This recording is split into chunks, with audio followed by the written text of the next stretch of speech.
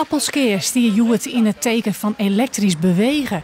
Op de zogenoemde E-Motion Day, de elektrische bewegingsdag, die is ongeveer alles te zien wat maar elektrische oondruwing, rieden, varen of vleenen kan. De initiatiefnemers worden deels dreun toch idealisme, maar ze leeuwen ik heel erg dat een duurzame toekomst dichterbij is als een soort mensen tinken. Ik voorspel je dat meer dan de helft van de mensen koopt, als ze een nieuwe auto kopen, over 4 jaar echt geen benzine of diesel. Binnen 4 jaar zelfs gaat iedereen naar een elektrische auto toe als je een nieuwe koopt. Maar het wordt betaalbaar en goed rijdbaar. En in onderhoud, ja, dat is er bijna niet. Jonken alles dat maar elektrisch bewegen te maaien hier wie er een tal sprekers die het uitleggen over het nut en de noodzaak van een duurzame toekomst. Meest bekende daarvan wie was schreeuwer en oud-D66-politicus Jan Terlouw. Maar ik energieopwekking kwam ombar. Zoals bij gelijks bij deze Sinneblom.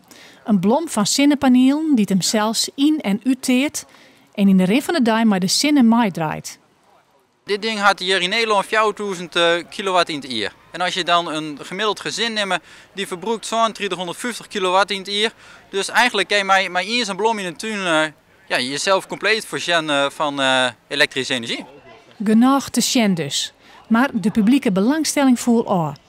De organisatie hier zou 10.000 mensen verwachten, maar die wien er lang net. De mensen die er wien vonden het wel nieuwsgierig. We gaan een lietsrondje dienen, maar zoals die segways, zoals die elektrische scooters, elektrische fietsen. Ja, het is wakker interessant. En het is nog lekker rustig nou. Ik vind het een heel mooi idee omdat het hier georganiseerd wordt. Maar die kan morgen wel op. Dit is de toekomst en het leuke is, die is hier in Appelscha al zo mooi zichtbaar. Het is begonnen en kom het maar, voel het maar. Het is er nu al.